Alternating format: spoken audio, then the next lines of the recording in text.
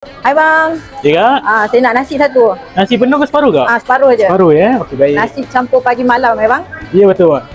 Okey. Kita punya signature kita kat sini daging salai kak. Daging salai. Nak try kak? Okay. Boleh? Boleh ya? Ni. Sekejap Wah. Ya. Awak nak banjir ke biasa kak? Banjir biasa-biasa pun boleh bang. Biasa ya. Okey. Kita ada siput sedut kak? Siput sedut. Siput sedut Boleh memang. try ni boleh. Boleh ya? Boleh. Oh. Kat sini ada berapa jenis lauk bang hari-hari? Kita kat sini ada 25 jenis lauk dan kita akan tukar-tukar tiap-tiap hari kak. Okey. Okey.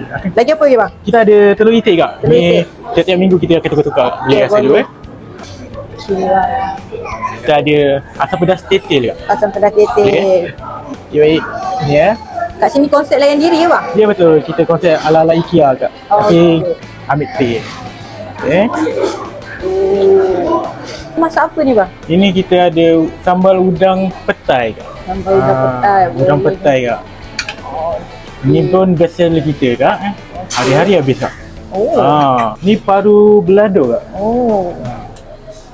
Daging dendeng. Daging dendeng. Ya, ni orang kata susah juga dapat kat sini. Okey bang.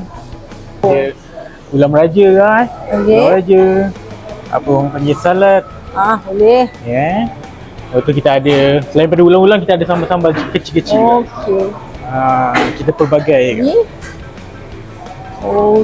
Ini tomato cherry kak. Tomato cherry. Tomato cherry. Okey. Mari kak ni, dah siap Okey bang, saya makan dulu ya. Baik kak. Korang penggemar masak lomak, korang wajib cuba sini. Dekat sini menyediakan masakan lomak salai dan pelbagai jenis lauk lagi. So tunggu apa lagi? Jom cuba di nasi campur pagi malam Bangsar.